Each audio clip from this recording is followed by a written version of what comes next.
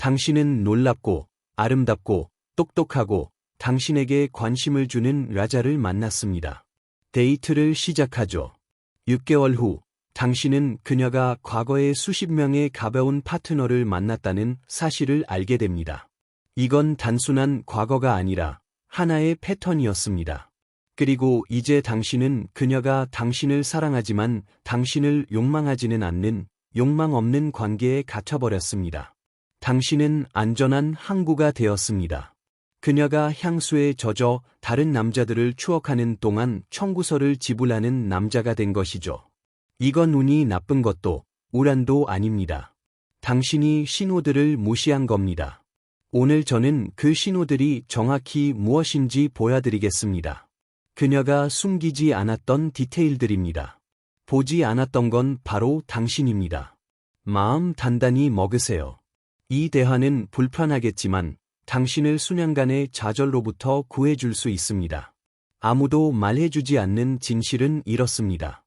한 사람의 성적인 과거는 그 사람의 자유가 아니라 가치관 체계를 드러냅니다. 저는 종교적인 도덕성에 대해 이야기하는 게 아닙니다. 행동 패턴에 대해 이야기하는 겁니다.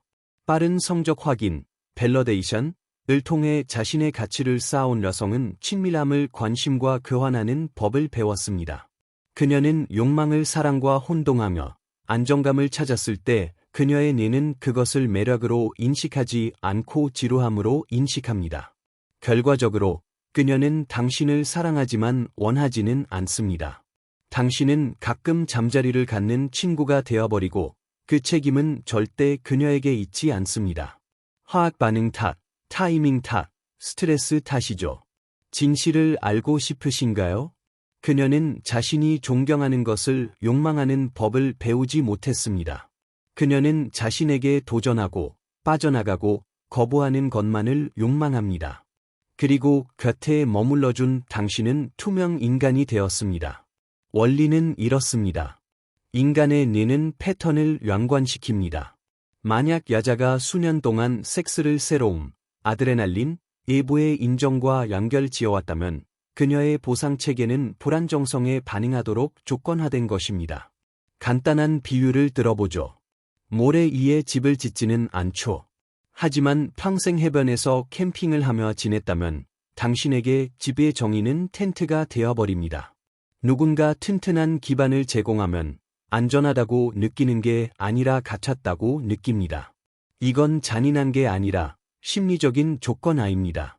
그녀가 의식적으로 선택한 건 아니지만 패턴은 거기에 있고 패턴은 거짓말을 하지 않습니다. 문제는 비난하는 것이 아닙니다. 문제는 당신이 반대되는 패턴으로 살아온 인생에서 예외가 되고 싶냐는 겁니다. 왜냐하면 통계적으로 당신은 예외가 될 수 없기 때문입니다. 제가 알던 한 남자의 이야기를 해드리죠. 루카스라고 부르겠습니다. 그는 파티에서 아만다를 만났고 즉각적인 화학 반응을 느꼈습니다. 3개월 후 동거를 시작했고 그는 인생의 여자를 만났다고 생각했습니다. 어느 날 맥주를 마시다가 그녀가 말하기 전까지는 예전에는 누구랑이든 첫 데이트에 잤는데 너랑은 달랐어. 세 번째 데이트까지 기다렸잖아. 루카스는 그걸 귀엽다고 생각했습니다. 저는 함정을 보았습니다. 6개월 후 그녀는 끝냈습니다. 이유, 더 이상 열정을 느끼지 못한다는 거였죠. 2주 후 그녀는 다른 남자와 있었습니다. 6개월 후 또 헤어졌습니다. 같은 이유였습니다. 그녀의 패턴은 관계가 아니라 로테이션, 순환이었습니다. 루카스는 그저 줄 서 있는 사람 중 하나였을 뿐입니다. 그는 자신의 에고가 남들과 다르다는 걸 좋아했기에 신호들을 무시했습니다. 하지만 다르다는 게 특별하다는 뜻은 아닙니다. 일시적이라는 뜻입니다. 다른 예도 있습니다. 라파엘은 카를라와 결혼했습니다. 그녀는 28살이었고 성숙한 단계라고 생각했죠. 처음 6개월은 매일 잠자리를 가졌습니다. 그 후엔 일주일에 한 번, 그 후엔 한 달에 한 번, 항상 핑계가 있었습니다. 피곤함, 일, 두통. 라파엘은 조사했습니다. 19세에서 27세 사이에 카를라가 40명 이상의 가벼운 파트너를 만났다는 걸 알아냈습니다. 파티, 어플, 여행, 섹스는 자주 했지만 장기적인 관계에서는 절대 아니었습니다. 무슨 일이 일어난 걸까요?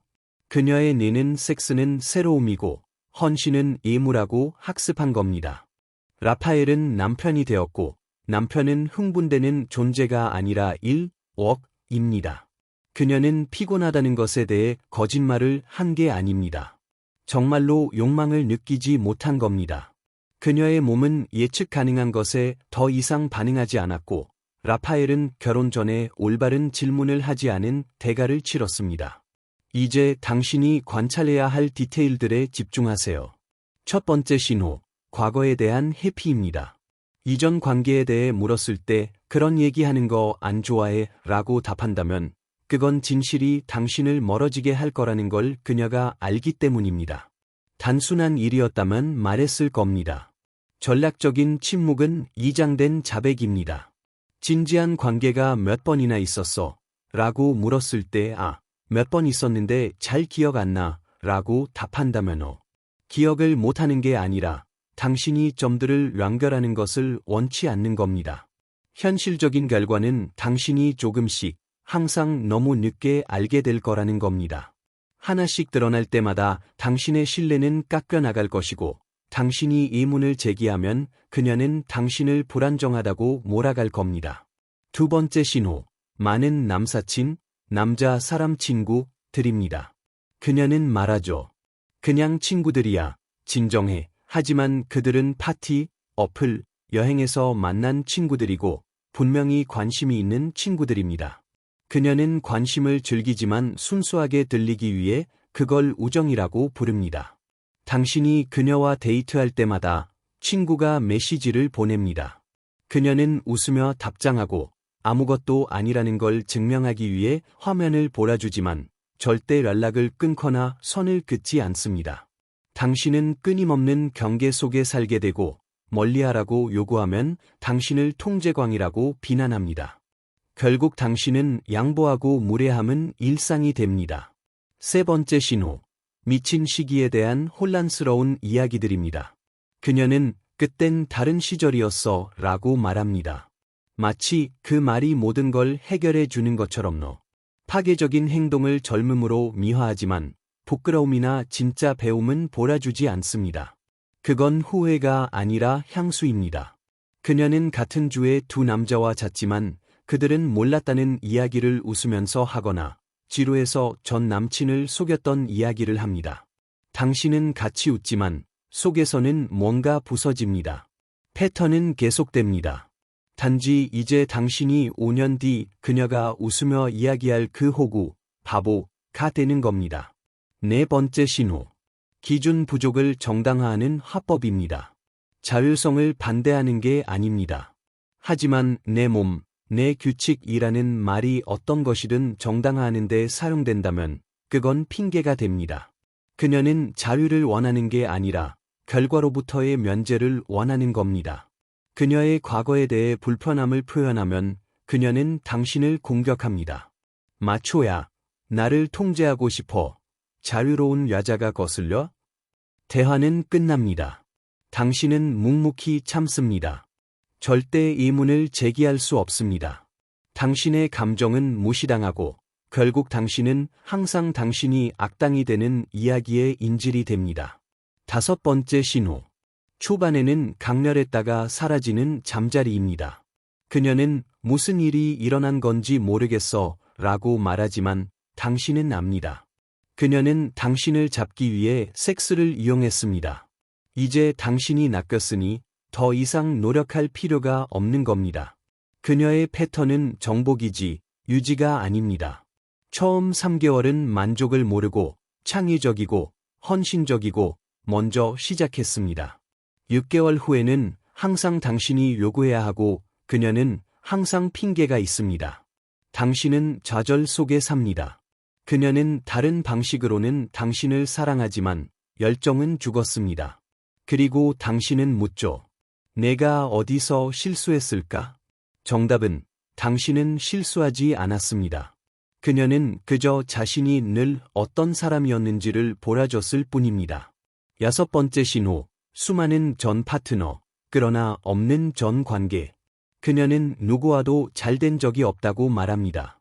그건 그녀가 한 번도 누구를 선택한 적이 없다는 뜻입니다. 지루해질 때까지 자신을 선택한 사람을 받아들였을 뿐이죠. 그리고 당신과도 똑같을 겁니다. 수십 번의 모험이 있었지만 누구와도 1년을 넘기지 못했습니다. 항상 잘못은 남자에게 있었습니다. 항상 맞는 사람이 아니었죠. 당신이 리스트의 다음 차례가 될 겁니다.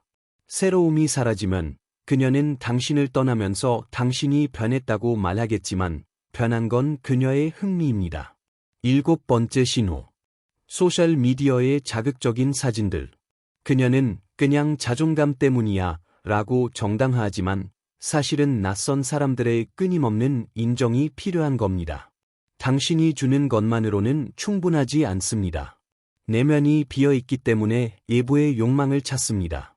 데이트 중인데 그녀는 암시적인 멘트와 함께 비키니 사진을 올립니다. 반응 300개를 받습니다.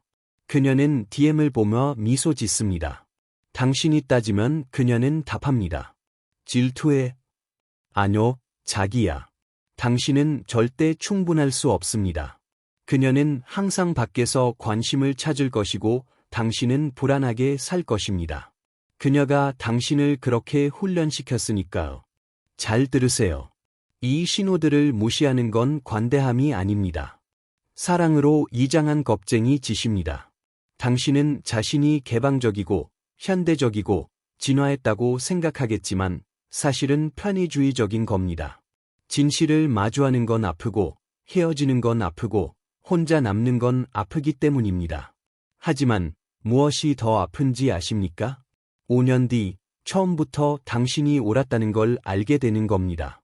그녀가 친구와 바람을 피웠다는 걸 알게 되는 거, 당신이 그녀의 타입이 아니라 그저 안전한 남자였기 때문에 섹스리스가 되었다는 걸 알게 되는 거, 당신이 그녀의 이성적인 선택이었을 뿐 감정적인 선택은 결코 아니었다는 걸 알게 되는 거, 거울 속에서 자신을 배신하고 직감을 무시하고 진실이 두려워 환상을 선택한 남자를 보게 될 겁니다. 그리고 아무도 당신을 동정하지 않을 겁니다. 신호들은 거기에 있었으니까요. 당신이 보지 않기를 선택했을 뿐입니다. 기억해야 할 진실들을 정리해 봅시다. 패턴은 약속보다 정직합니다. 말은 거짓말을 하지만 기록, 이력은 거짓말을 하지 않습니다. 끊임없는 예부의 인정은 중독이지 자신감이 아닙니다. 만약 그녀가 200명의 남자의 관심을 필요로 한다면 당신만으로는 절대 충분하지 않습니다. 사라진 섹스는 돌아오지 않습니다. 죽었다면 그건 애초에 진짜가 아니었기 때문입니다. 해피는 곧 대답입니다. 말하고 싶어 하지 않는다면 진실이 당신을 멀어지게 할 것이기 때문입니다. 당신은 누군가의 구원 프로젝트가 아닙니다. 그녀는 당신을 만났다고 해서 바뀌지 않습니다. 그저 더 잘 숨길 뿐입니다. 이제 당신에게는 2가지 선택권이 있습니다. 첫 번째 옵션, 이 모든 것을 무시하고 계속 눈을 감고 환상과 사랑에 빠진 뒤 몇 년 후 폭탄이 터졌을 때 대가를 치르는 것. 두 번째 옵션, 용기를 내서 어려운 질문들을 하고 신호들을 관찰하고 희망이 아닌 명확함으로 선택하는 것, 잔인해지라는 게 아니라 기준을 가지라는 겁니다. 왜냐하면 관계는 자선 사업이 아니라 파트너십, 동업이기 때문입니다. 그리고 파트너십은 말뿐이 아닌 인력에 있어서 가치관의 양립성을 요구합니다. 이 영상이 당신을 불편하게 했다면 전곡을 찔렀기 때문입니다. 지금 좋아요를 누르세요. 자신을 속이고 있는 그 친구에게 공유하고 아무도 감히 말하지 않는 더 많은 진실을 받아보시려면 채널을 구독하세요. 왜냐하면 여기서는 환상을 팔지 않고 아무리 아프더라도 현실을 전해드리기 때문입니다. 다음 영상에서 뵙겠습니다. 그리고 기억하세요. 당신을 마지막 옵션으로 받아들이는 사람이 아니라 진심으로 당신을 선택하는 사람을 만날 자격이 있습니다.